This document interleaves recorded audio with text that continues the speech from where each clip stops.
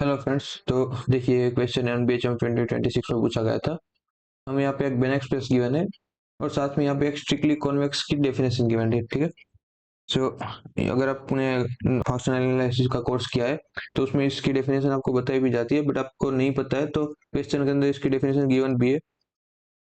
Strictly convex ये क्या given है कि जब भी हमारे पास ऐसे दो एलिमेंट्स हो जिनका नॉर्म वन के इक्वल हो, ठीक है, एक्स एंड वाई है जो एक दूसरे के इक्वल नहीं है बट उनका नॉर्म इक्वल टू वन है, तो ये इंप्लाई करे कि norm of x plus y divide by two इसका norm strictly less than one आएगा। ठीक है, ये कभी भी इक्वल नहीं होगा। अगर ये इंप्लाई कर रहा है तो उसको हम स्ट्रिक्टली कॉन्वेक्स बोलेंगे। ठीक है।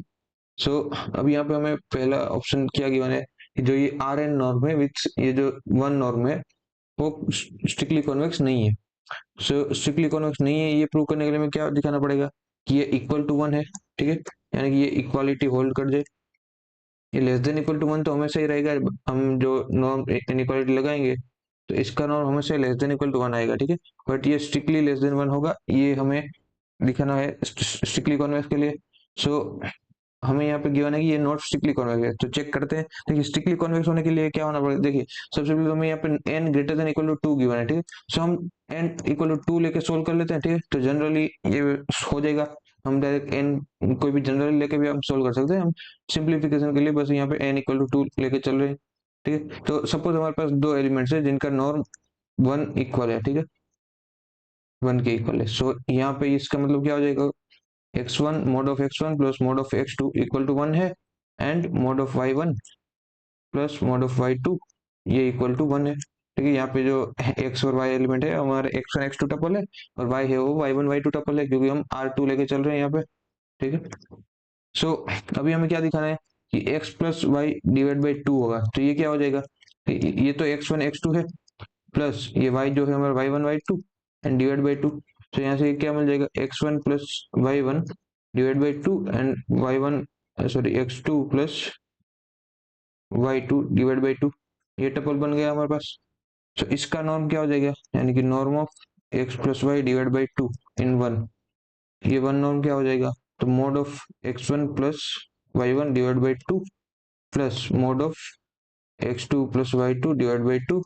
क्या ये स्ट्रिक्टली लेस देन वन होगा कि नहीं हमेशा। अगर ये स्ट्रिक्टली लेस देन वन हमेशा होगा तो ये स्ट्रिक्टली कॉन्वेक्स हो जाएगा। अगर ये इक्वल टू वन आ रहा है तो ये स्ट्रिक्टली कॉन्वेक्स नहीं होगा।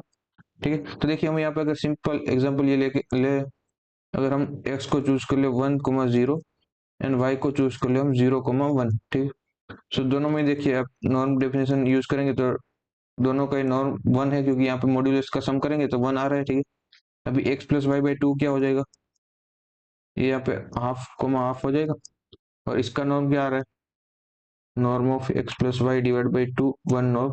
सो ये नॉर्म ऑफ हाफ मतलब modulus of half plus modulus of half हो जाएगा और ये वन आ जाएगा, बट ये स्ट्रिक्टली लेस देन वन तो है नहीं।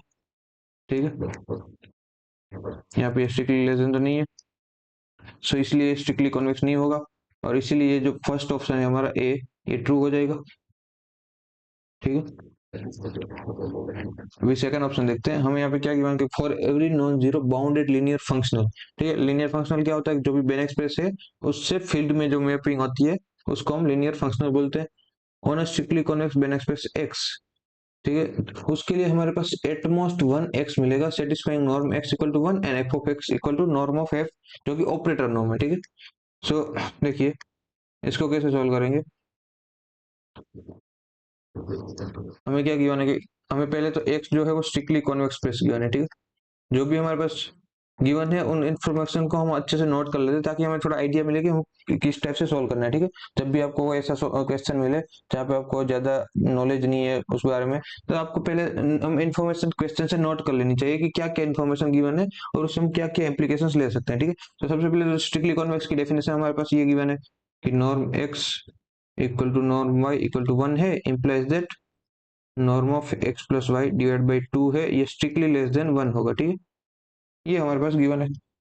सो इसके बाद अभी क्या गिवन है कि हमें एक फंक्शनल गिवन है। ठीक है, एफ हमारे पास फंक्शनल है। फंक्शनल मतलब वो एक्सटर का ड्यूल, यानी कि वो एक्सटर को हम ऐसे भी डिनोट करते हैं bounded linear functional from x to field. ठीक है, फील्ड यहाँ पे या तो रियल फील्ड हो सकती है या तो कॉम्प्लेक्स फील्ड, जो भी जिसके भी ऊपर बेन एक्सप्रेस डिपेंड है। ठीक है, सो ये हमारा एफ इसके अंदर लीनियर फंक्शनल गिवन है और एफ नॉन जीरो गिवन है, ठीक है, यानी कि f identical equal to zero नहीं है।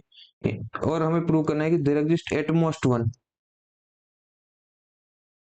One x such that norm of x equal to one हो, एंड जो एफ ऑफ एक्स की वैल्यू आएगी वो एफ के ऑपरेटर नॉर्म के इक्वल होगी, ठीक है।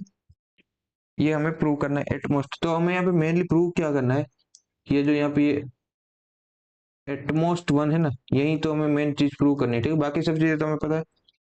अब एटमोस्ट वन मतलब अगर एग्जिस्ट कर रहा है, ठीक है, अगर एग्जिस्ट कर रहा है तो हमें मतलब एटमोस्ट वन का मतलब क्या है कि यूनिक ही प्रूव करना है, यही पूछा गया है ना, कि अगर ऐसा एग्जिस्ट एक्स ऐसा एग्जिस्ट कर रहा है तो वो यूनिक होगा एटमोस्ट वन मतलब का। और कभी भी हम जब भी अपने प्रूफ देखे होंगे अपने कभी भी बीएससी में या एमएससी में, जब भी हम यूनिकनेस का हम प्रूफ करते हैं तो यूनिकनेस का प्रूफ कैसे करते हैं, जनरल मतलब और भी तरीके हैं कई सारी चीजें, बट मेन यही हमारा यूनिकनेस प्रूव करने का वो मेथड रहता है कि हम क्या दिखाते हैं कि जो जो भी चीज हमको यूनिक दिखानी है, ठीक है, फॉर एग्जाम्पल हमें कोई भी एक्स की वैल्यू यूनिक दिखानी है, हम एज्यूम कर लेते हैं एक्स और वाई टू एग्जिस्ट करते हैं, ठीक है, और हम कुछ ना कुछ कॉन्ट्राडिक्शन ला देते हैं, ठीक है, और उस कॉन्ट्राडिक्शन से फिर क्या इंप्लाई हो जाता है कि एक्स इक्वल टू वाई हो जाएगा, ठीक है। सो हमारा यही मेन एल्गोरिथम होता है। तो हमें बस यही फॉलो करना है। इसमें हम इस पूरे क्वेश्चन को सोल्व करने में हम कुछ भी बाहर का यूज नहीं कर रहे, ठीक है। जो भी बाहर की डेफिनेशन थी ये स्ट्रिक्टली कॉन्वेक्स सेट की, वो सब हमें क्वेश्चन में गिवन था।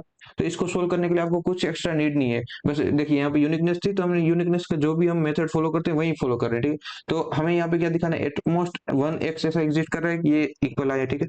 तो हम एज्यूम कर देयर एग्जिस्ट टू, ठीक है,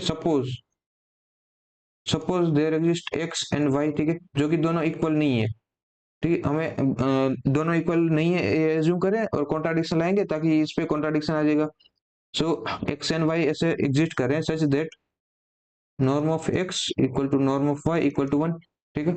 एज्यूम करते हैं ये norm of x equal to norm of y equal to one है, एंड जो एफ ऑफ एक्स की वैल्यू है वो भी norm of f operator norm के इक्वल है, और एफ ऑफ वाई की वैल्यू है वो भी norm of f in operator norm ये इक्वल है, ठीक है। हम एज्यूम कर रहे हैं।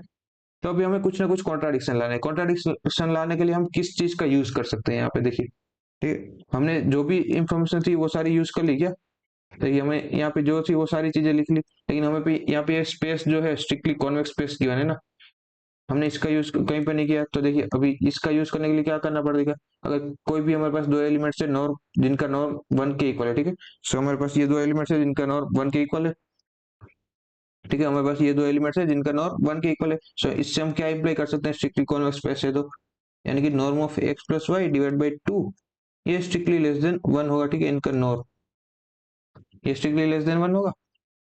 ये तो हमें डायरेक्ट इम्प्लीकेशन हो गया। सो अभी हम इसके ऊपर एफ अप्लाई करके देखते हैं, ठीक है। तो यहाँ से क्या इम्प्लाई हो जाएगा, f of x plus y divide by two, ये क्या आ जाएगा, तो एफ लीनियर फंक्शनल है तो लीनियर फंक्शनल की प्रॉपर्टी की हेल्प से f of x plus f of y divide by two हो जाएगा। अब एफ ऑफ एक्स की वैल्यू क्या है, यहाँ पे देखिए एफ ऑफ एक्स की वैल्यू ऑपरेटर नॉर्म एफ के इक्वल है और एफ ऑफ वाई की भी ऑपरेटर नॉर्म एफ के इक्वल है। तो ये ऊपर two times norm of f बन जाएगा, यानी कि ये equal to norm of F आ जाएगा, ठीक है। सो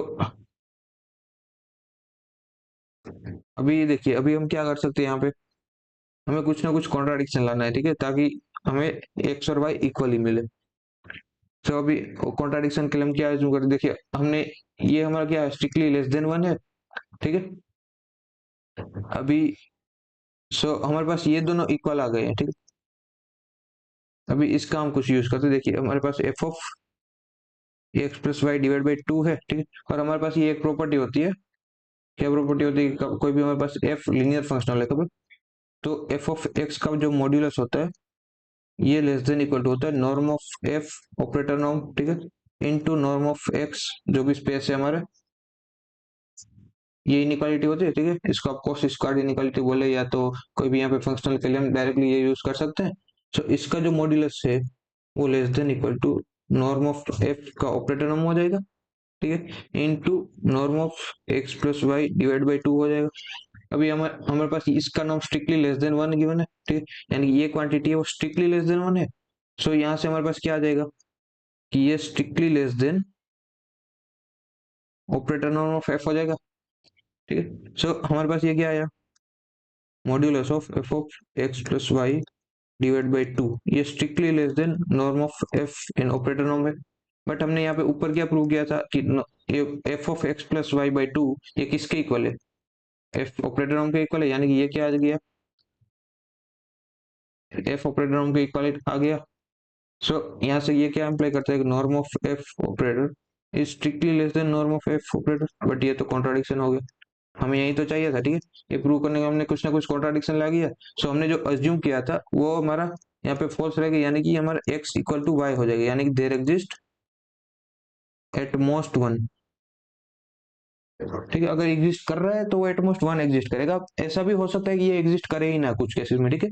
सो यहाँ पे ये आपको ऑब्जर्व करना जरूरी था कि there exist at most one, इसका मतलब क्या हुआ कि वो एग्जिस्ट करेगा तो यूनिक करेगा, बट ऐसा भी केस हो सकता है जिसमें ये एग्जिस्ट करे ही ना, ठीक है।